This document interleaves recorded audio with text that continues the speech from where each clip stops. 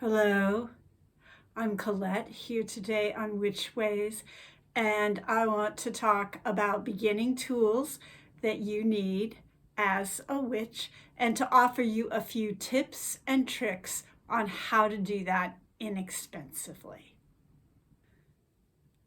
I want to start by saying that your body is the ultimate tool and it can be all that you need. Your ability to be present, to focus, and to shift your consciousness will carry you through many, many pieces of magic. It might be all you need to start. However, there are a few other things that are fun to play with and probably will help you focus. I think one of the most helpful tools that you will use long term is actually a journal that is used for magic or a dedicated book of shadows or both. I use both. For my journal, I just use a plain, inexpensive notebook, lined paper, and write down my dreams, magically random things that I think might be important, but I don't really know where they fit, or thoughts I have about what I want to explore in the future. In my book of shadows, what I write down is any actual workings that I do, copies of actual workings that I might want to try. And then if I'm in any kind of long-term ongoing magical process, every once in a while, I will look back through my notebook journal and kind of summarize how far I've gotten and what I've done and write that out in a short paragraph in my book of shadows. Often books of shadows are fancier. You can make them yourself. I have several that people have made for me and a few I've made for myself. I really like them to be a little nicer. But you can use any book. You can also, of course, use one journal for everything, for your dreams and random notes.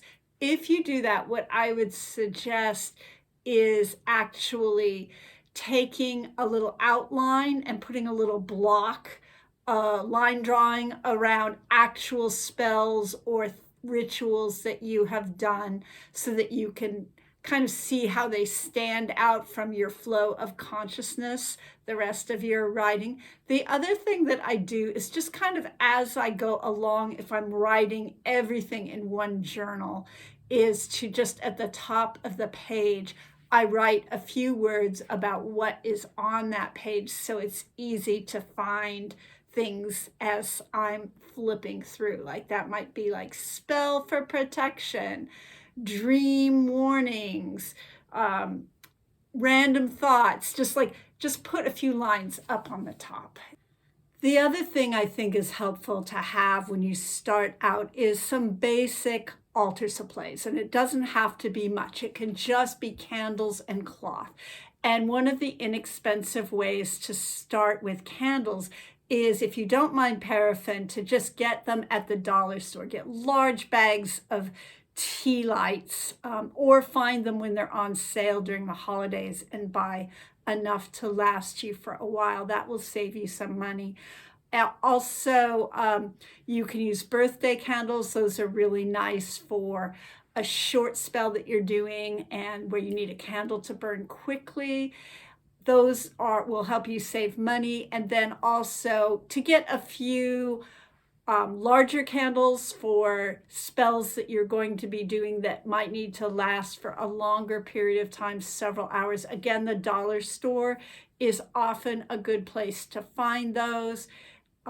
Sometimes Catholic supply stores are cheaper for candles than, say, a magical store that has a higher overhead, but I do like supporting magic stores. So that's up to you. Cloth.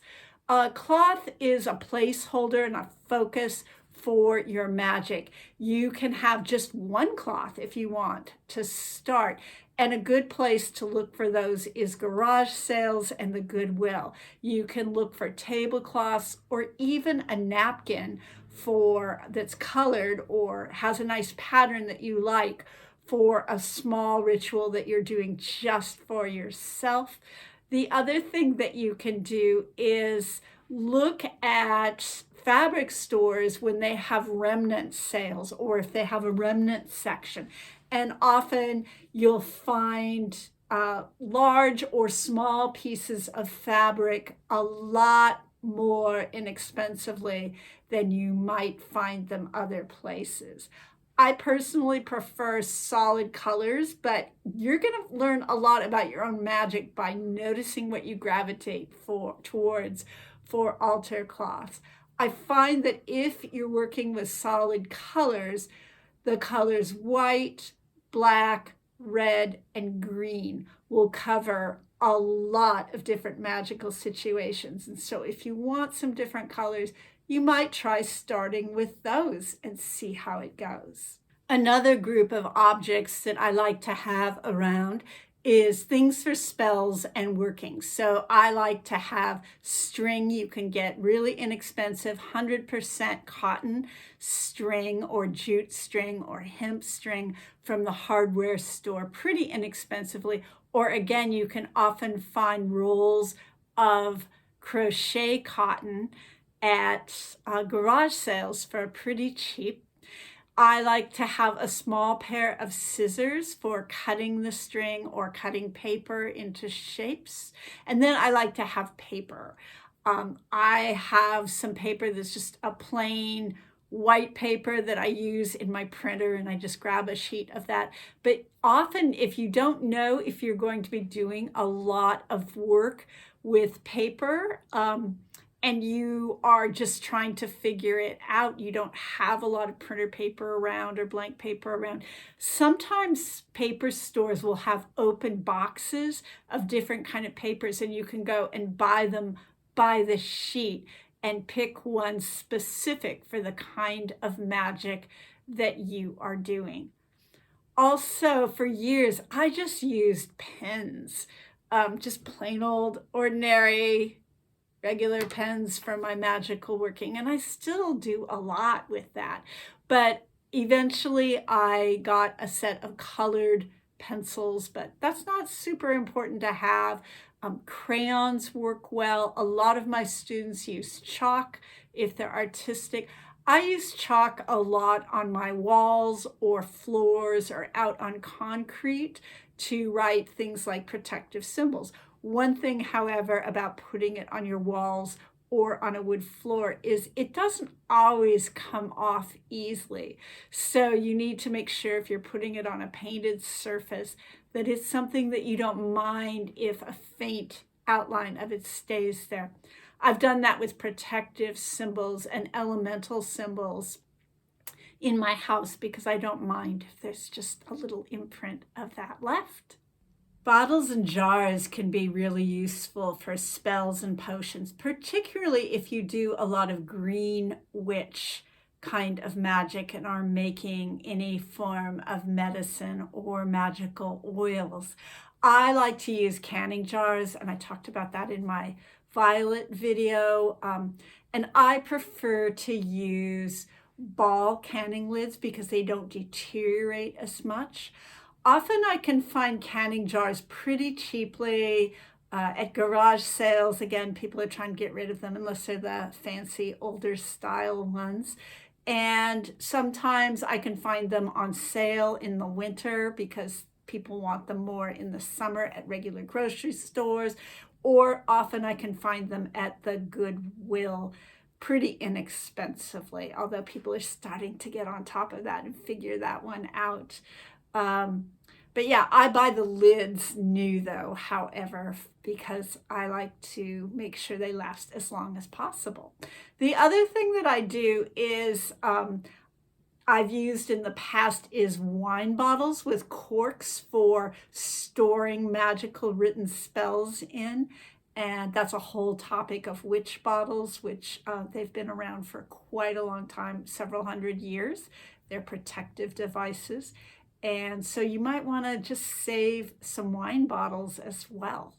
A few other things you might have are elemental tools. You can use them on your altar or in workings to represent that particular kind of energy in your magic. So I'm just going to quickly go over those. For earth, I often use coins. I collect ones that are pretty from various places or one from states where my ancestors have lived and used them in my magic. I also use pentacles. You can just draw them on a rock. Recently, I just drew a pentacle in the moss for a magical working that I was doing. For air, you work with athames, and that's one that you might not work with right away. You can also just use a knife, which is what I did for many years. I just went to the Goodwill and I got an old carbon knife with a wood handle that I liked the feel of, and then just really cleaned it. I'll put a link up above for my cleansing herbs. Just cleared it really thoroughly to use it. And then eventually I got a really pretty, was given a beautiful fairy athame.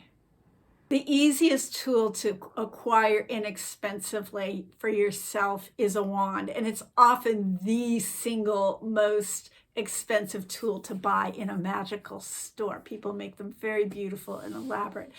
But what I was taught was that a wand can be any stick, even one you just randomly pick up. But you might want to put a little work into it and find a branch and peel the bark off it and decorate it and use it as a wand. That might be one I do a whole video on sometime. For water, you can have a chalice or well. I have a lot of wine glasses that I've gotten at garage sales and Goodwills for super cheap, like 25 cents each. And I also have one that I was given that belonged to one of my witch elders and teachers that's been passed down for a few generations of people. And I use that occasionally, but mostly I use my wine glasses. All these things I've mentioned could be household objects that you already have and with no need to spend any money at all. And I encourage you to do that because you don't know where your magic's going to take you. And there's plenty of time to acquire objects later once you know. I did do a video on the difference between dedicated tools and using household objects with a few precautions and things that you might keep in mind. And I'll put the link to that either up above, either there or there. I don't know which side they'll put it on. Another thing that is really helpful to have when you're beginning is a fireproof bowl. And you can certainly buy a cauldron, but it often can be more inexpensive to just take a ceramic bowl, nice thick one, and to fill it with sand or soil that you can burn herbs or burn spells inside of this rather than having to buy something in addition. You might already have something like this around the house. And as you advance, I often find it's useful to have a variety of divination tools. And one of the cheapest ways to do some divination work is with a pendulum. And you can buy one, of course, but you can also try and go somewhere like the Goodwill or garage sales and find a piece of jewelry on a chain that you like, and then just drop that pendant down to the bottom of that chain, and then you can learn to use it and start playing with it to get simple yes or no answers. I'd love it if you would put your tools and tips for how to get inexpensive tools down at the bottom of this video in the description. And of course, I always like to support witches who are selling tools when I have the money to do that. But when you're just getting started, sometimes it's helpful to just play around until you know what it is you want. Thanks for watching. Be sure and hit the like and subscribe button, and be well.